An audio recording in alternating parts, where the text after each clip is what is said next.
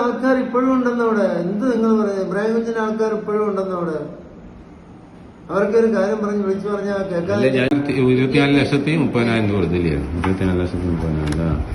ഇത് ഒന്നുമില്ല. കാരണം ആ പറയും ഈ രേഖ മാത്രമേ ഉള്ളൂ. ഒന്നും ചോദിക്കത്തില്ല. ഇതിനൊന്നും രേഖയൊന്നും വാങ്ങത്തില്ല. ഞാൻ ബാങ്കിൽ അയച്ചതല്ലേ. ചവറ കേമമലിൽ ജോലി വാഗ്ദാനം ചെയ്തുകൊണ്ട് 25 ലക്ഷം രൂപയാണ് അബ്ദുൽ വഹാബ് തട്ടിയെടുത്തിരിക്കുന്നത്. മകന് ജോലി നൽകാമെന്നുള്ള ഉറപ്പിന്റെ പുറത്താണ് താജുദ്ദീൻ ഇയാൾക്ക് ഈ അബ്ദുൽ വഹാബിന് 25 ലക്ഷം രൂപ പല തവണകളായി നൽകിയത്. ഇപ്പോൾ പരാതിക്കാരനായ താജുദ്ദീൻ നിലവിൽ കിടപ്പിലായ അവസ്ഥയിലാണ്. അദ്ദേഹത്തിന്റെ ഭാര്യ നമ്മളോടൊപ്പം ചേരുന്നുണ്ട്. എങ്ങനെയായിരുന്നു ഈ അബ്ദുൽ വഹാബിന്റെ തട്ടിപ്പിലേക്ക് എത്തിയത്? അബ്ദുൽ വഹാബ് 2022 ഒരു മാർച്ച് മാസം തൊട്ട് നമ്മളുടെ അടുത്ത് ഇവിടെ കയറിയിട്ട് പറഞ്ഞു, മോൻ MBA പാസ്സായ ആളാണ്. MBA HR ആയിരുന്നു. അപ്പോൾ ആ MBA അവിടെ HR ഡിപ്പാർട്ട്മെൻറ്റ് ജോലി വാങ്ങിച്ചു കൊടുക്കാമെന്ന് പറഞ്ഞു. 25 ലക്ഷം രൂപ കൊടുത്താൽ ജോലി വാങ്ങിച്ചു കൊടുക്കാമെന്ന് പറഞ്ഞു. അങ്ങനെ പല തവണകളാൽ ഇയാൾ വന്ന് പൈസ ആദ്യം 10 ലക്ഷം രൂപ അഡ്വാൻസ് വേണമെന്ന്. 25 ലക്ഷം രൂപ വേണം, 10 ലക്ഷം രൂപ ആദ്യം അഡ്വാൻസ് കൊടുക്കണം. നമ്മൾ 5 ലക്ഷം രൂപ 2022 ഓഗസ്റ്റ് 2 കൊടുത്തു.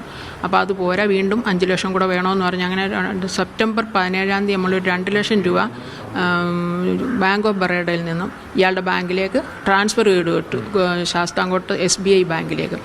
അത് കഴിഞ്ഞ് വീണ്ടും 3 ലക്ഷം കൂടെ വേണമെന്ന് പറഞ്ഞപ്പോൾ നമ്മൾ പന്മന ഈ ബാങ്ക് ഓഫ് ഇന്ത്യ പന്മന ബ്രാഞ്ചിൽ നിന്ന് 3 ലക്ഷം രൂപയുടെ ചെക്ക് കൊടുത്തു. അത് കഴിഞ്ഞ് 2023 ഏപ്രിലാണ് ജോലി ശരിയാവുമെന്ന് പറഞ്ഞത്. 30-ാം തീയതിക്കുള്ളിൽ ജോലി ശരിയാവും, അപ്പോൾ അതിൻ്റെ ബാക്കി പൈസ കൊടുക്കണമെന്ന് പറഞ്ഞു. അങ്ങനെ 14,30,000 രൂപ നമ്മൾ ഏപ്രിൽ 13-ാം തീയതി 2023 ഏപ്രിൽ 13-ാം തീയതി കൊടുത്ത് അങ്ങനെ വീണ്ടും വന്ന് പറഞ്ഞു ഇപ്പം ജോലി കുറച്ച് താമസം എടുക്കും. അങ്ങനെ മാസങ്ങൾ ഇങ്ങനെ മാറ്റി മാറ്റി പറഞ്ഞു തുടങ്ങിയപ്പോൾ നവംബർ ആയപ്പോൾ ഞങ്ങൾക്ക് മനസ്സിലായി ഇത് കബളിപ്പിക്കുകയാണെന്ന്. അങ്ങനെ പിന്നെ നമ്മൾ പൈസ തിരിച്ചു ചോദിച്ചപ്പോൾ വീണ്ടും ഇയാൾ മധ്യസ്ഥതക്കാരെ കൊണ്ടുവന്ന് ഇങ്ങനെ ഇതുപോലെ നീട്ടി പറയാൻ തുടങ്ങി. അപ്പം മനസ്സിലായി ഇത് പൈസ കിട്ടാൻ. അങ്ങനെയാണ് നമ്മൾ പോയി 25 ലക്ഷം രൂപ പോയിട്ടുണ്ട്. 24,30,000 രൂപ കൊടുത്തിട്ടുള്ളത്. ഇപ്പോൾ ഈ ദൃശ്യങ്ങൾ പുറത്തു വരുന്നല്ലോ, അതായത് അത് ഈ നേരിട്ട് പൈസ കൊടുത്ത സമയത്ത് എത്ര രൂപയാണ് ആ സമയത്ത് കൈമാറി? ആ സമയത്ത് കൊടുത്തത് 14,30,000 രൂപ. അത് അന്നാണ് നമ്മൾ വീഡിയോ ഇങ്ങനെ അറിയാതെ വീഡിയോ എടുത്തത്. അപ്പോൾ അതിൽ അയാൾ പറയുന്നുണ്ട്, പിന്നെ ഞാൻ ഇബ്രാഹിം കുഞ്ഞിൻ്റെയും കുഞ്ഞാലിക്കുട്ടിയുടെ ആൾക്കാർ ഇപ്പോഴും അവിടെ ഉണ്ട്, അവർ വഴിയാണ് ഈ ജോലി ശരിയാക്കി തരുന്നത്, അവർക്ക് കൊടുക്കാനാണെന്നായി പറഞ്ഞത്.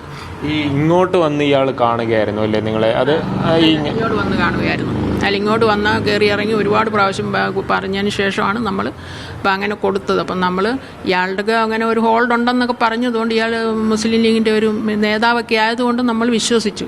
പല പരിപാടികളിലും പങ്കെടുക്കുന്ന ആളാണ്. അങ്ങനെയൊക്കെ നമ്മൾ വിശ്വസിച്ചു. ഇയാൾക്കപ്പം നേരത്തെയും ഒരുപാട് തട്ടിപ്പുകളുണ്ടെന്ന് പിന്നീടാണ് നമ്മൾ മനസ്സിലാക്കിയത്. നമുക്ക് ആദ്യം പണം നഷ്ടപ്പെട്ടു എന്ന് അറിഞ്ഞു കഴിഞ്ഞപ്പോൾ ആരെങ്കിലും മുഖേന പണം തിരികെ വാങ്ങാനുള്ള ശ്രമമോ കേസ് കൊടുക്കുന്നതിന് മുന്നേ അങ്ങനെ എന്തെങ്കിലും ശ്രമങ്ങൾ നടത്തിയിരുന്നോ? ശ്രമം നടത്തിയിരുന്നു. ഞങ്ങൾ തന്നെ പോയി സംസാരിച്ചു. ഞാനും ഹസ്ബൻഡും ഇപ്പോൾ കിടപ്പിലാവുന്നതിന് മുമ്പ് ഞങ്ങൾ കുറേ പ്രാവശ്യം പോയി. പിന്നെ ഹസ്ബൻഡിൻ്റെ ബന്ധുക്കളും എൻ്റെ ബന്ധുക്കളും ഒക്കെ ആയിട്ട് പോയി സംസാരിച്ചു. അപ്പോൾ ഒക്കെ ഇയാൾ ഇങ്ങനെ ഓരോ അവിധികളാണ് പറയുന്നത്. ലാസ്റ്റ് ചെന്നപ്പോൾ അയാളുടെ വൈഫും മക്കളും എല്ലാം കൂടെ നമ്മുടെ നേരെ ഭീഷണി മുഴക്കുകയൊക്കെ ചെയ്തു. അങ്ങനെയാണ് പിന്നെ ഞങ്ങൾ കേസ് കൊടുക്കാമെന്ന് വിചാരിച്ചത്. ഈ സംഭവത്തിന് ശേഷമാണോ താജുദ്ദീൻ ഇങ്ങനെ ആരോഗ്യം മോശമാവുന്നത്? അതിനുശേഷമാണ്. അത് മാനസികമായിട്ട് പുള്ളിക്കാരൻ ഒരുപാട് വിഷമം ഉണ്ടാക്കി. അതിനുശേഷമാണ് ഇങ്ങനെ ഒരു അസുഖത്തിൽ കിടക്കുന്നത്. ഈ അബ്ദുൽ വഹാബ് ഇങ്ങനെ ജോലി ഉണ്ട് എന്ന് പറഞ്ഞു വരുമ്പോൾ നമ്മൾ ഇയാളുടെ വേറെ എന്തെങ്കിലും കുറിച്ച് അന്വേഷിച്ചോ? കാര്യം KMML പോലുള്ള സ്ഥാപനത്തിലേക്ക് ഇങ്ങനെ കിട്ടുമോ, അങ്ങനത്തെ കാര്യങ്ങൾ എന്തെങ്കിലും പരിശോധിച്ചിരുന്നോ? ഇയാൾ ഒരു 1-2 പേർക്കൊക്കെ ജോലി വാങ്ങിച്ചു കൊടുത്തിട്ടുണ്ടെന്ന് പറഞ്ഞു. അങ്ങനെ നമുക്ക് 1-2 പേരുടെ കഥകൾ അറിയാം ഇങ്ങനെ വാങ്ങിച്ചു കൊടുത്തിട്ടുണ്ടെന്ന്. അങ്ങനെയാണ് നമ്മൾ വിശ്വസിച്ചത്. ഇപ്പോൾ കേസ് കോടതിയിലെത്തി നിൽക്കുകയാണ്. പിന്നെ എന്തെങ്കിലും സംസാരമോ കാര്യങ്ങളുണ്ടോ? അത് നിങ്ങൾ നിയമപരമായി തന്നെ മുന്നോട്ട് പോകാനാണോ തീരുമാനം? നിയമപരമായിട്ട് മുന്നോട്ട് പോകാൻ. ഇത്രയും നാളും നമ്മളെ പറ്റിക്കുകയായിരുന്നു. ഇത്ര വർഷമായിട്ടും അയാൾ പിന്നെ അവസാനം നമ്മുടെ നേരെ ഇപ്പം നമ്മൾ തിരിച്ച് അങ്ങോട്ട് പൈസ കൊടുക്കാനുണ്ടെന്നുള്ള ഒരു വാക്ക് അയാൾ പറയാൻ തുടങ്ങി.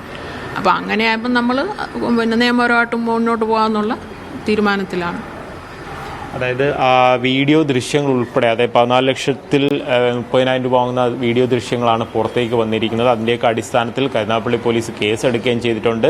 മുൻകൂർ ജാമ്യാപേക്ഷ കോടതി തള്ളി എന്നുള്ളതാണ് മനസ്സിലാക്കാൻ കഴിയുന്നത്. ഈ അന്വേഷണ ഉദ്യോഗസ്ഥന് മുന്നിൽ ഹാജരാകണമെന്നുള്ള ഒരു നിർദ്ദേശവും കോടതി നൽകിയതായി പറയുന്നു. കുടുംബം ഇതിൽ നിയമ നടപടിയുമായി മുന്നോട്ട് പോകാൻ തന്നെയാണ് തീരുമാനിച്ചിരിക്കുന്നത്. കരുനാഗപ്പള്ളിയിൽ നിന്നും ക്യാമറ പേഴ്സൺ രതീഷ് മാടമ്പിശ്ശേലിനൊപ്പം ലിജോ റോളൻസ്, മീഡിയ 1.